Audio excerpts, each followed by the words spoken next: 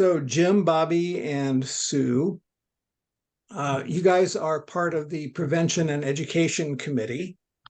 And I guess as we discussed, I wanted to start out by saying that when we go down to Catocha every year with a team of 30, 35 people, give or take, we see about 2,500 kids in general. And most of the people on the team are assigned to one of the clinics because those are labor intensive affairs, the clinics are.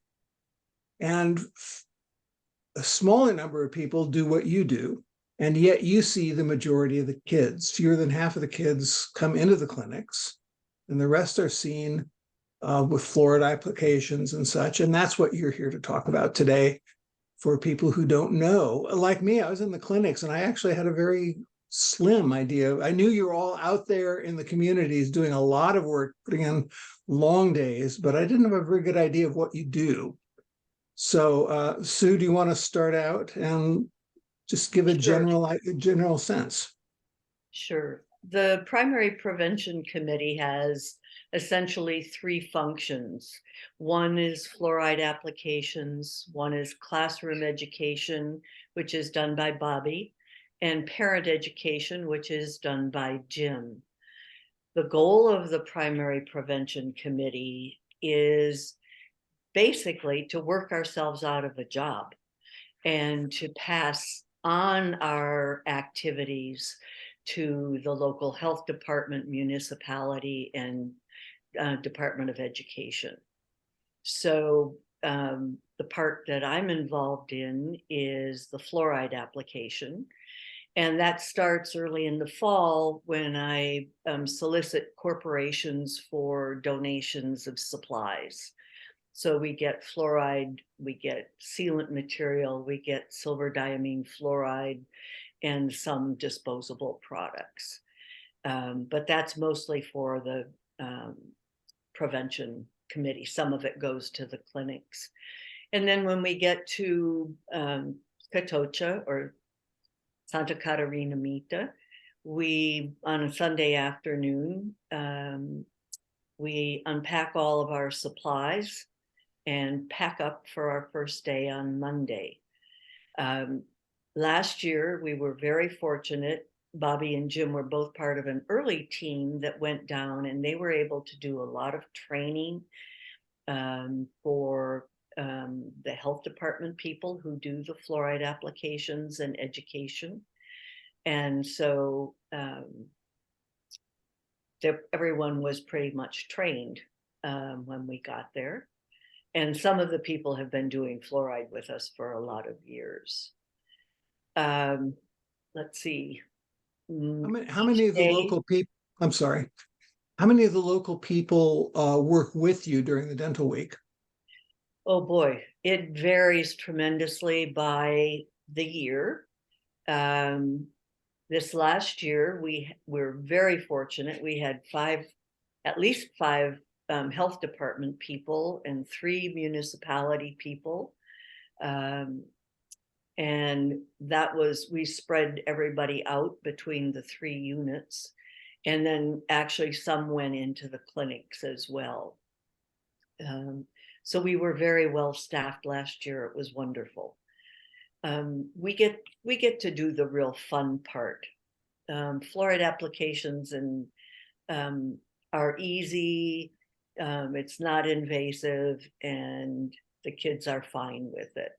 So yes, we do see we actually had almost 3,000 this year because we were doing all of the like preschoolers.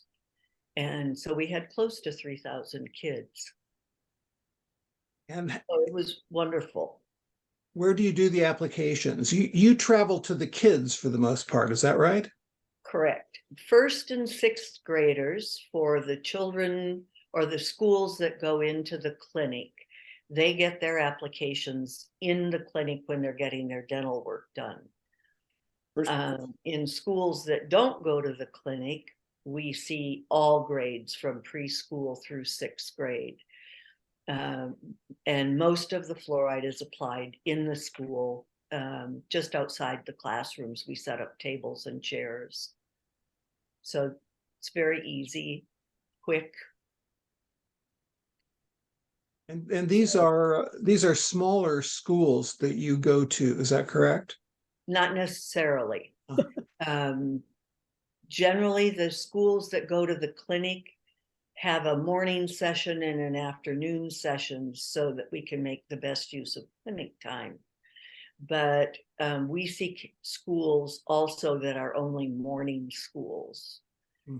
So, but some of our schools are morning and afternoon, and we see the same schools that go to the clinics. So we have a variety of schools. Some are small, some are very large. So, And maybe you could just spend a moment talking about the importance. I think everybody who's going to volunteer, thinking about volunteering, probably already knows this, but just focus a little bit on the place that prevention has in the Nueva Sonrisas organization. well, it is the goal and the mission of the Nueva Sonrisas is to improve the health and prevent disease in these children. And we never wanted to be kind of a MASH dentistry unit pulling teeth. We wanted it to be to teach the community how to improve their own health.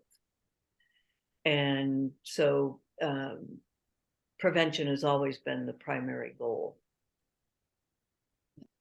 So that's a perfect segue when you say teach the community. That's a perfect segue into what Bobby does.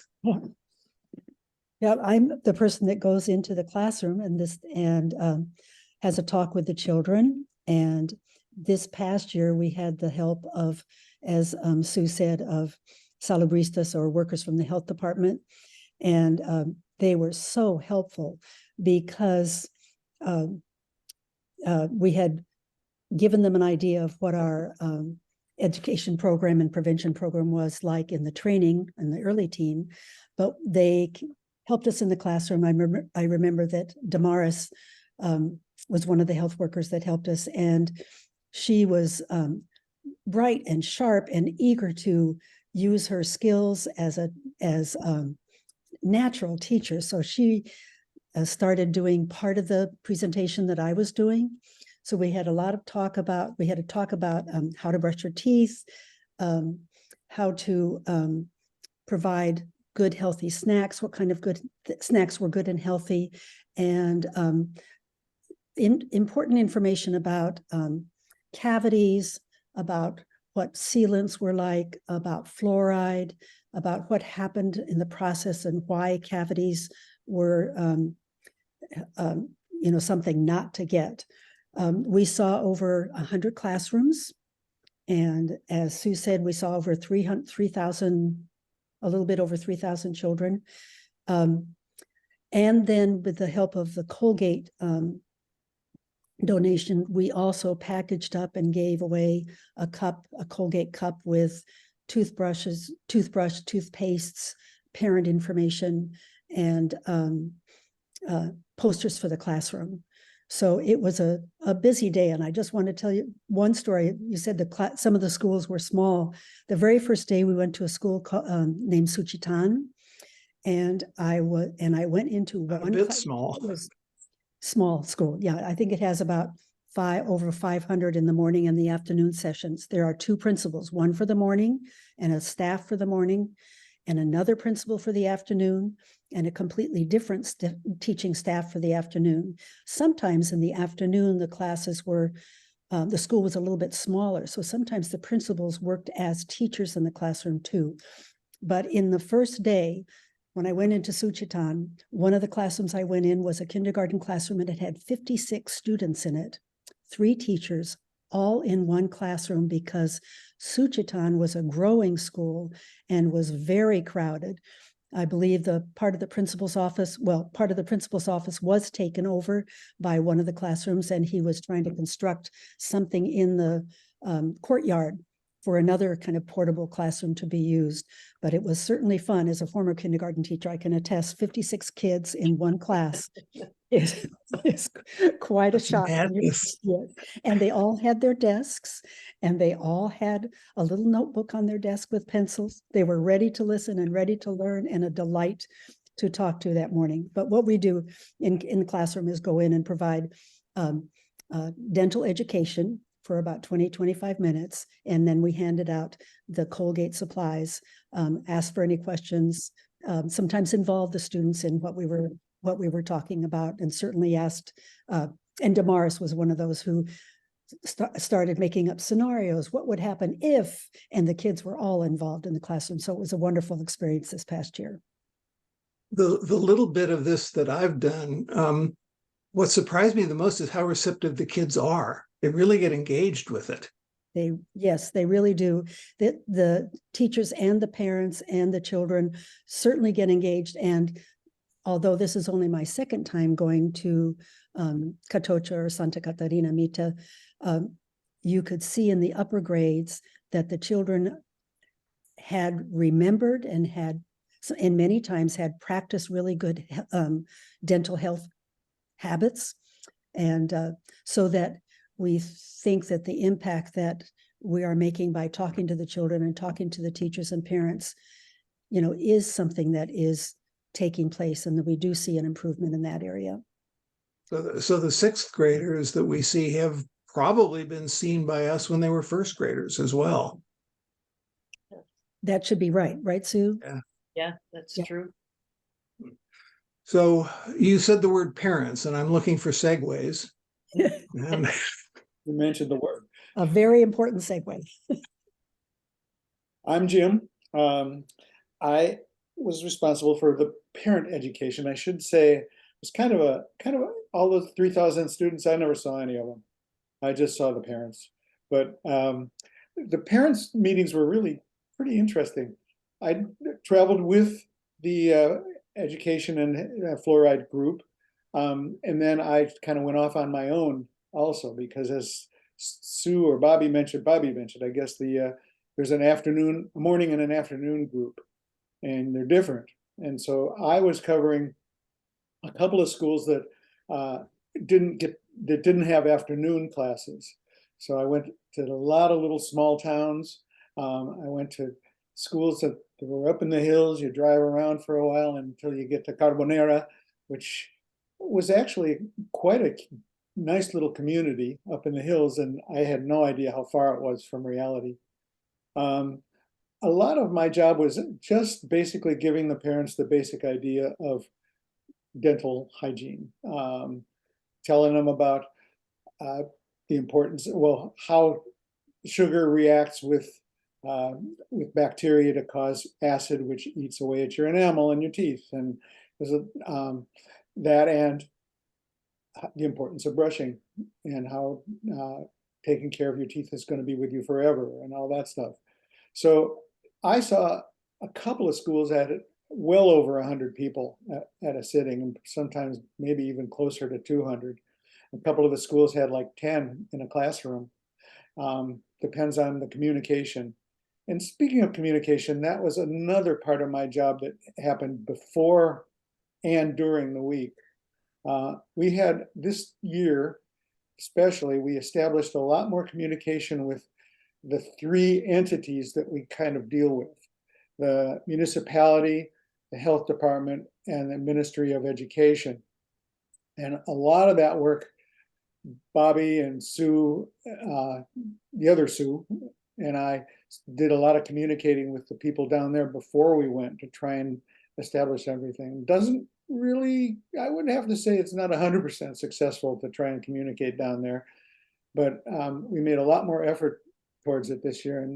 And also the early team, when we went down 3 or 4 days before the week started, before Sue Shadell and her group came down, we had meetings with the municipality, with the mayor's mom, who's a very important figure in the community. And we had a meeting with all the principals to make sure everything was on board. And that was a pretty significant part of what we did, was communicating. And then talking to the parents was just a pleasure. They were really receptive. Most of the schools had a little PA system so I could talk into a mic. I traveled with one salubrista, one health worker. And over the years, there's been a changeover of that, but this year was with Ana Argelia Giron, who is great. She's been working for a long time, and she really helped. She basically, by the end, I had to go to Carbonera, that one that was way up in the hills, and Ana Argelia, my companion, went to 2 schools that I couldn't get to and handled it perfectly. So I mean, that my job pretty much could be handed off. We're going to change it a little bit this year, so we're not repeating the same stuff. But it was fun. It was fun riding around and getting to know the principals and the. I have a photo of Sue down there with stretched out in the back of an ambulance.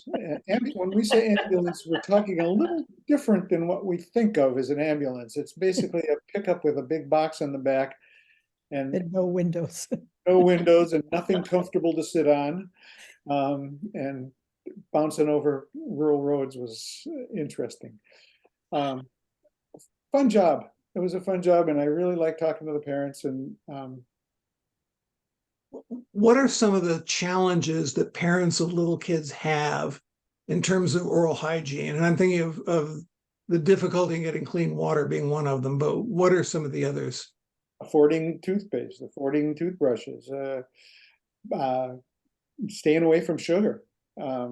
Sugar is a huge part of their culture, and giving kids, if you can't afford much, you might want to give your kid a little piece of candy every once in a while, or even every day, or even make them a little bit happier. Those, I would say, the water's the big thing. I don't know. Yeah. I don't know how. I don't really understand who has water and who doesn't have water, but I would imagine in the outlying communities, clean water, drinking water is difficult to come by. Yeah, if I could just break in and say that one school we went to was named Quebracho, and it was up in the hills. In fact, the bus carrying all the Colgate supplies and all our supplies for prevention doesn't quite get to the school, and we have to walk quite a ways to get up to the building, which is 2 levels, and it's on the mount. It's on Volcan Suchitan, I believe, and their school has they have bathrooms, but they have no water, and the kids. When we were talking to the principal before we went into the classroom, the kids would be coming into the principal's office asking for a bottle of water if they were thirsty, and that she had a supply to give out to them. But water, I think, is a big, big issue in many of the schools and in the towns itself. That's one of the reasons why the donation from Colgate with the toothpaste, I mean, not the water part, but the lack of funds to buy stuff, to buy supplies, the toothbrushes and toothpaste from Colgate is so helpful, because they don't, that's an expense that they don't have to make if they don't, don't need to. And toothpaste is expensive, I believe. And expressing to them the importance of hygiene and the importance of not getting cavities, and showing them pictures of really bad teeth, and expressing to them how it affects your health in every way is part of the parent education, so the parents can understand that. And you teach toothbrushing in a slightly different way, is that right? In terms of not having bunches of water. Yeah, and less you don't need a whole pile of toothpaste. And, basically Ana Argelia was really good about giving a demonstration of how to do the circular toothbrushing, and just basically a little idea of making sure you get all the teeth instead of just the front ones, and just a little education, which may seem obvious to us, but may or may not be obvious to all the parents. And in the classroom, we had puppets and then big flapping teeth. And so we had the kids come up and demonstrate how to do how to brush their teeth with circular motion. But Sue had some information that was prepared in a resource booklet that we used in the classroom, and it talked about the size of the toothpaste needed. And Sue, there were a couple other things to mention about that. that you didn't need to use water. Yeah, If you have water, that you could brush your teeth without water, you could brush your teeth without toothpaste. Did you want to mention a couple of those things? well, they can use salt or baking soda. We just didn't know what they would have. But we encourage, if they are able, to use a fluoride toothpaste, because the fluoride application helps strengthen the enamel of the teeth, so that they're not getting as much decay. Speaking of fluoride, my understanding is that we're going to be moving towards, if we can, twice yearly fluoride applications, because that's right now we do it once a year during the dental week, but preferably it'd be happening twice a year. It would be more effective if we were able to do it twice a year. It's expensive, so that's part of what holds us back. We haven't gotten a full okay from the health department that they're willing to do that. One of the other things that Bobby does is collect data when she's in the classroom, with the teacher's name and the number of children, and the number of toothbrushes that were handed out. And then that's given to the health department, and then they know how many kids and how many toothbrushes they need for a second distribution of toothbrushes.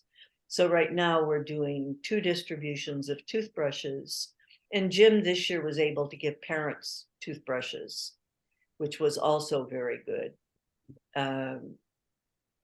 But we don't know quite yet whether they would be willing to accept that job, because it's a commitment, lot of work. time. A lot of work, and And also it's a commitment of money from us as well. Mhm. the shipping or that kind of problem with the fluoride was an issue also. Correct me if I'm wrong, Sue, but just because we want to give them fluoride, and even if we can afford to give them fluoride, it's a different story buying fluoride down there. And how does it get taken to Santa Catarina Mita? Am I making sense? Does that sound right? They use a different variety in their dental programs, evidently. It's not quite the same fluoride varnish. And so it's not something we can buy down there. Otherwise we would. Yeah. So we have to get our fluoride to them, Yeah. Mhm. which is a little bit of a problem. Yeah, shipping anything to Guatemala is hugely expensive and difficult. So I wanted to wrap up by asking each of you, what's your favorite part of this? Hands down, the kids. And not only the kids, but the teachers, the people in the community have been so welcoming and generous to us. You feel like you're the one who's being pampered. It's wonderful. They're kind, nice people.